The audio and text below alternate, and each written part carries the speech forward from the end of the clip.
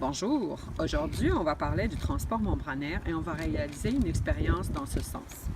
Dans le fond, ce qu'il faut savoir, c'est que le transport membranaire est un flux de molécules chimiques qui va être mesuré en termes de flux de matériel à travers une unité de surface par unité de temps.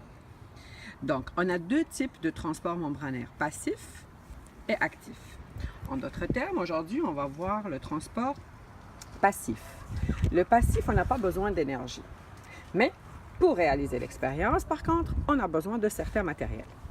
On va commencer à avoir besoin de bleu de méthylène. On a pris un petit échantillon dans le flacon pour que ce soit plus pratique pour nous. On a besoin d'une patate qu'on doit couper en deux, d'une cuillère pour appliquer les trous, d'un bécher rempli d'eau, de sel pour qu'on puisse réaliser l'expérience. On va commencer d'abord par l'expérience de la diffusion. On prend le bécher rempli d'eau, on ajoute le bleu de méthylène, 2 à 3 gouttes de bleu de méthylène. On va appliquer quelques gouttes de bleu de méthylène pour voir le phénomène de la diffusion. On y va doucement. Donc, comme on voit bien ici, la diffusion commence à se faire à travers le bécher. La diffusion, elle prend quelques instants, bien sûr. Au bout d'une demi-heure, on va avoir une diffusion complète. La diffusion, dans le fond, elle ressemble à quoi? Elle ressemble comme le fait de prendre un désodorisant et on l'applique au coin de la chambre. Et après, ça va diffuser partout et on va le sentir. Donc, c'est le passage du plus grand gradient vers le moins gradient.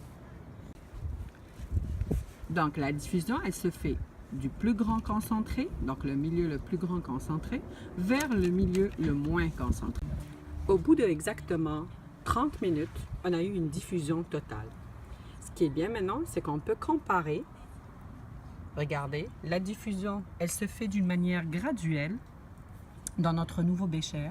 Et ici, dans l'ancien bécher où j'en avais déjà mis auparavant, ça fait exactement une demi-heure, on a le résultat. Donc, on remarque que l'ensemble du colorant il va se diffuser dans l'ensemble du bécher.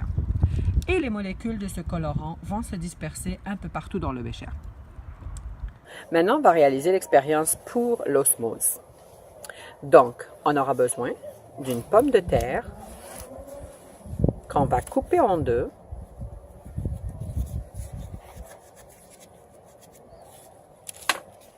On va utiliser la moitié de cette pomme de terre pour réaliser notre expérience.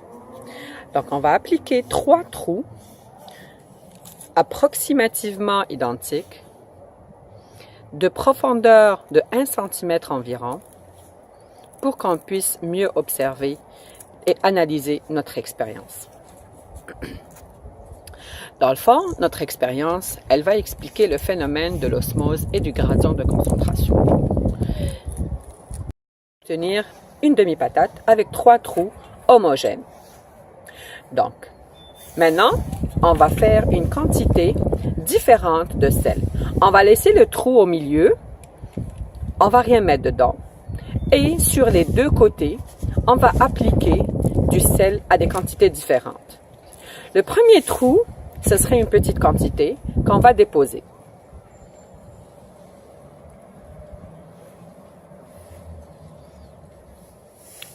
On va doubler la quantité de sel, sachant que le sel, c'est une matière basique. On l'applique sur l'autre trou. On va laisser le trou au milieu où on ne va rien mettre dedans.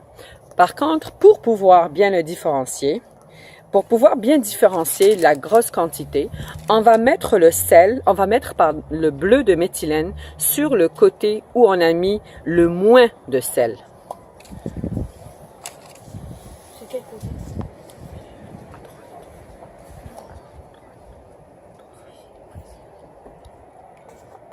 De 30 minutes, on a les résultats suivants. Premier trou.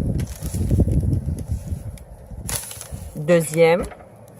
Et troisième, comme vous voyez bien, on voit de l'eau à l'intérieur de notre eau. Par contre, la quantité d'eau, elle est différente. Regardez bien. Au milieu, il n'y en a pas. On peut se poser maintenant, c'est d'où est-ce qu'on a récupéré l'eau? Dans le fond, c'est que tout simplement, il y a une diffusion de l'eau par osmose. Donc, il y a eu le passage de l'intérieur de la pomme de terre vers l'extérieur, donc une libération d'eau. On voit ici l'eau qui sort. Donc, on comprend que finalement, l'osmose, c'est le phénomène inverse de la diffusion. Donc, on a plus une sortie d'eau. Donc, c'est plus l'eau qui va sortir jusqu'à ce que les concentrations soient équilibrées entre les deux milieux. Donc, on ne change pas la quantité de solidité, mais c'est plus la molécule qui va se déplacer d'une manière à ce que du moins concentré vers le plus concentré. La diffusion, c'est le passage du milieu le plus concentré vers le milieu le moins concentré. L'osmose, c'est un phénomène inverse, donc le passage du milieu le moins concentré vers le plus concentré.